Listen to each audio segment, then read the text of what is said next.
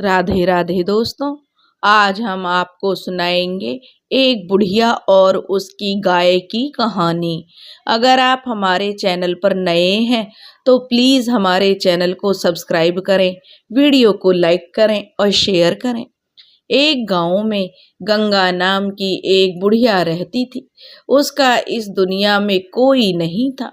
बुढ़िया माई ने एक गाय पाली हुई थी और वही गाय उसकी एकमात्र सहारा थी, जिसे बुढ़िया माई अपनी बेटी की तरह प्यार करती थी। क्योंकि जब बुढ़िया माई छोटी थी तभी उसका विवाह हो गया था 12 बरस की उम्र में, और उसके भी जो भाई बहन और नहीं थे, वह अपने माँ बाप की इकलौती संतान थी। अब गंगा जब विवाह के बाद विदा होकर ससुराल आई थी तो विवाह के 3 साल बाद उसके पति की मृत्यु हो गई थी। इसलिए गंगा माँ भी नहीं बन पाई थी। बेचारी अकेली गंगा रह गई थी। धीरे धीरे गंगा के माँ बाप भी मृत्यु को प्राप्त हो गए और इधर ससुराल में भी सास ससुर भी जो अपना स्वर्ग सिधार गए। अब गंगा अकेली थी। उसका इस दुनिया में कोई नहीं था। उसने एक गाय पाली हुई थी जिसका नाम उसने गौरी रखा हुआ था। गौरी के साथ जो गंगा अपना समय बिताती थी, गौरी की खूब सेवा करती थी। गंगा एक धार्मिक प्रवृत्ति की महिला थी। जहाँ भी भजन कीर्तन पूजा पाठ होता उसमें गंगा जरूर भाग लेती थी और भगवान की पूजा करती। सुबह उठती, आंगन बुहारती और नहाती, तुलसी जी को जल से सींचती, सूर्य नारायण को जल देती और पक्षियों को दाना चुग्गा डालती। उसके बाद ही वह भोजन करती थी और अपनी गाय से वह बहुत प्रेम करती थी। गाय भी अपनी मालकिन को बहुत चाहती थी, क्योंकि चाहे पशु है, चाहे इंसान है, चाहे कोई जानवर है, सब प्यार के भूखे होते हैं। गंगा ने अपनी गाय का नाम बड़े प्यार से गौरी रखा था। गौरी अब गर्भवती थी। एक दिन गंगा अपनी गाय को चारा डालते हुए कह रही थी, गौरी, ये हरी हरी घास खा ले, तू गर्भवती है, तेरा पेट भर जाएगा तो तेरा बच्चा भी स्वस्थ हो जाएगा, क्योंकि तू पेट भर के खाया कर। मुझ बुढ़िया का तो तू ही एक सहारा है। गौरी ने भी मन ही मन सोचा और कहने लगी, माँ, मेरा सहारा भी तो तुम हो, तुम कितना ख्याल रखती हो मेरा। गंगा अपनी गाय गौरी को अपनी बेटी जैसा प्यार करती थी। उधर गौरी भी गंगा को अपनी माँ जैसी ही समझती थी।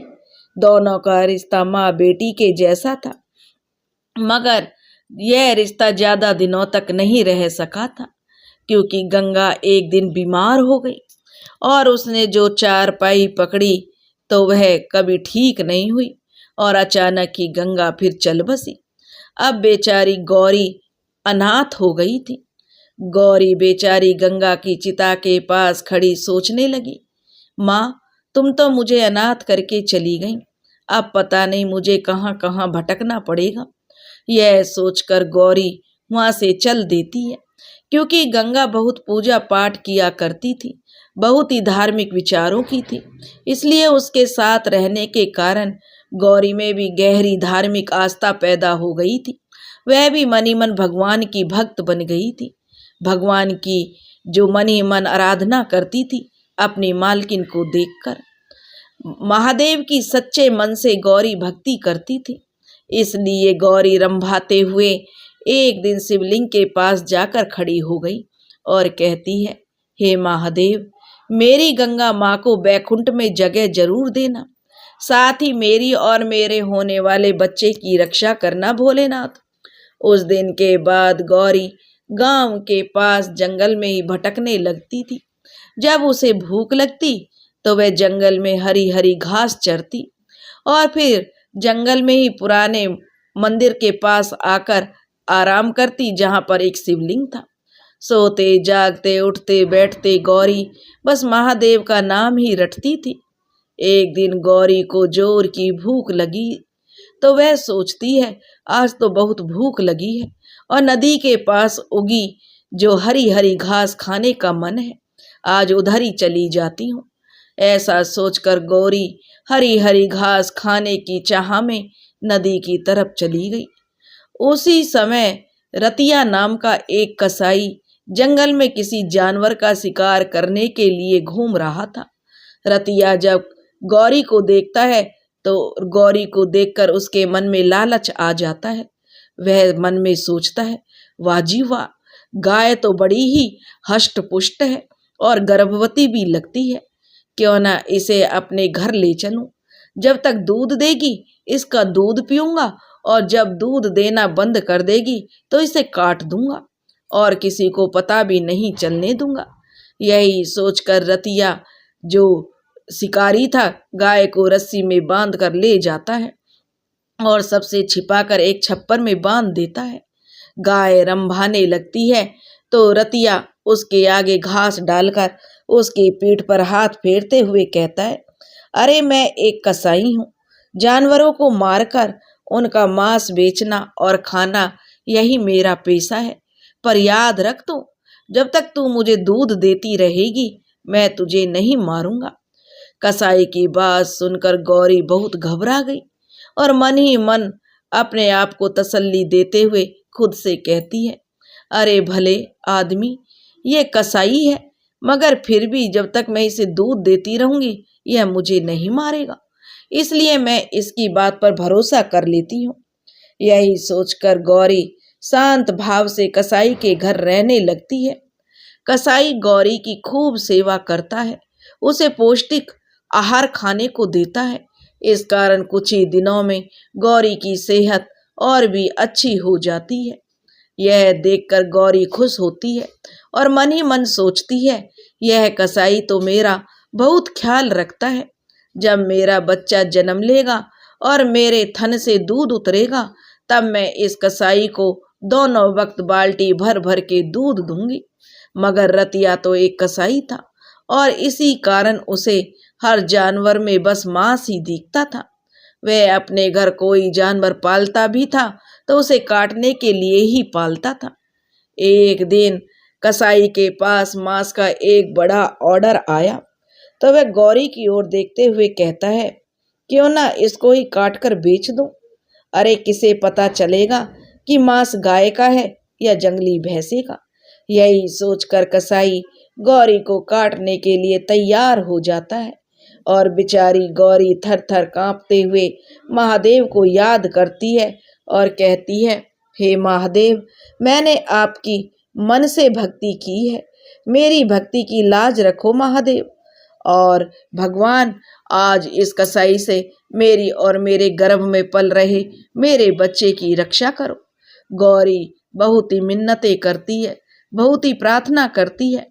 गौरी के यह कहते ही शिवलिंग से एक नाग निकलता है, क्योंकि गौरी तो महादेव की सच्ची भक्त थी और दिल से भगवान को पुकार रही थी। जब कोई भी दिल से भगवान को पुकारता है तो भगवान जरूर उसकी रक्षा करने के लिए आते हैं। शिवलिंग से एक नाग निकलता है और कसाई के घर में वो प्रकट होकर उस कसाई को डस लेता है। कसाई चिल्लाता है, हाय मुझे नाग ने डस लिया। अरे गाय काटने की बात सोचकर मैंने बहुत बड़ा पाप किया है। भगवान ने मुझे मेरे उसी पाप की सजा दी है। हाय रे। यह कहते कहते कसाई तड़प तड़प कर वहीं मर जाता है और महादेव के चमत्कार से गौरी कसाई की कैद से आजाद होकर जंगल की ओर चली जाती है और कहती है, हे महादेव, आपने मेरे और मेरे बच्चे के प्राण बचाकर हम पर बहुत बड़ा उपकार किया है। उस दिन के बाद गौरी जंगल में ही रहने लगती है। धीरे धीरे गौरी बच्चे को जन्म देने का समय जो उसका निकट आ जाता है, गौरी का अब घूमना कम हो जाता है। वह एक पेड़ के नीचे आराम करती है और उसी के आसपास ही जो घास उगी थी उसे चर लेती है। वह हर समय अपने होने वाले बच्चे के बारे में सोचती है और कहती है, मुझे बछड़ा हो या बछड़ी, मैं अपने बच्चे को बहुत प्यार दूंगी, अपने बच्चे के साथ खेलूंगी, उसे भी महादेव की भक्ति के लिए जो प्रेरित करूंगी, भक्ति सिखाऊंगी। भगवान की भक्ति करे और कुछ नहीं इस संसार में भगवान की भक्ति के सिवा। एक दिन गौरी घास चरने जाती है तो उसे प्यास सताने लगती है। वह सोचती है मुझे तो बहुत प्यास लगी है, पर गौरी थक भी गई थी, पर नदी पर पानी पीने तो जाना ही पड़ेगा। यही सोचकर गौरी नदी पर पानी पीने के लिए चली जाती है और वह पानी पी रही होती है तो अचानक ही उस पर एक भूखे बाघ की नजर पड़ जाती है। बाघ सोचता है, अरे वाह, आज कई दिनों के बाद कोई बड़ा शिकार मिला है। मैं बहुत भूखा हूँ, अब तो इसे खाकर ही पानी पीऊंगा। यह कहकर बाघ गौरी पर पीछे से झपट पड़ता है और उसकी टांग को अपने जबड़े में जकड़ लेता है।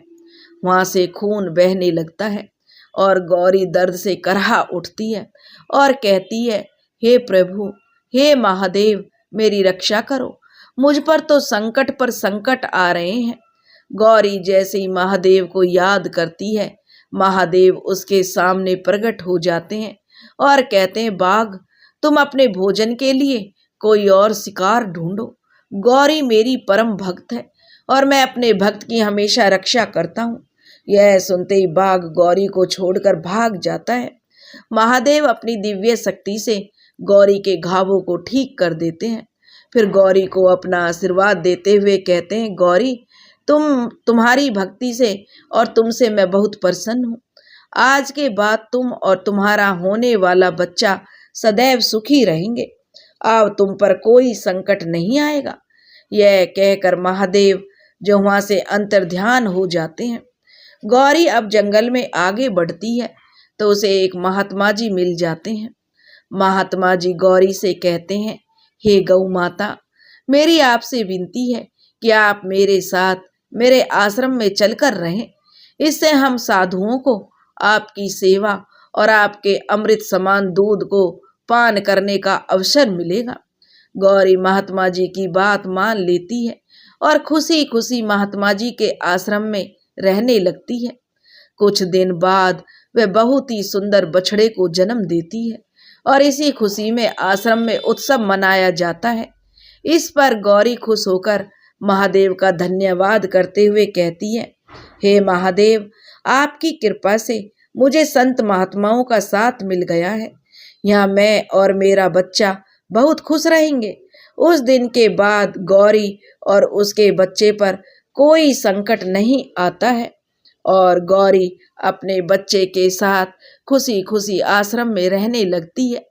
इधर साधु महात्मा गौरी को बहुत सेवा करते हैं उसकी और उसके बच्चे का भी ध्यान रखते हैं। धीरे धीरे गौरी का जो बच्चा था वो बड़ा होने लगता है और जो खेत आश्रम के पास में साधु महात्मा थोड़ी खेती करते हैं तो बछड़ा खेती में भी उपयोग आता है और गौरी अपने बछड़े को भी महादेव का भक्त बनाने की कोशिश करती है। उसे भी बोलती है कि महादेव का कितना चमत्कार है। अपने बछड़े को गौरी समझाती है कि भगवान की कृपा से उसकी कितनी बार रक्षा हुई है। उसने कितने चमत्कार अपनी आंखों से देखे हैं जब स्वयं प्रभु महादेव उसके सामने प्रकट हुए थे और आकर उन्होंने गौरी और उसके बछड़े की बाघ से रक्षा की थी। इस तरह से गौरी अपने बछड़े को महादेव की कृपा के बारे में बताती है, जिसे सुनकर गौरी का बछड़ा भी बहुत ही मन ही मन प्रभु की भक्ति करने लगता है और आश्रम के अच्छे आचरण में रहने से उस पर भी अच्छा असर होता है। गौरी महादेव की सच्ची परम भक्त थी। हे महादेव, जैसे आपने गौरी और गौरी के बछड़े की रक्षा की, वैसे ही आप जो यह कहानी कह रहे हैं और जो यह कहानी सुन रहे हैं, सबके बच्चों की रक्षा करना। दोस्तों, अगर आपको यह कहानी पसंद आई हो तो प्लीज़ हमारे चैनल को सब्सक्राइब करें, वीडियो को लाइक करें और शेयर करें। राधे राधे।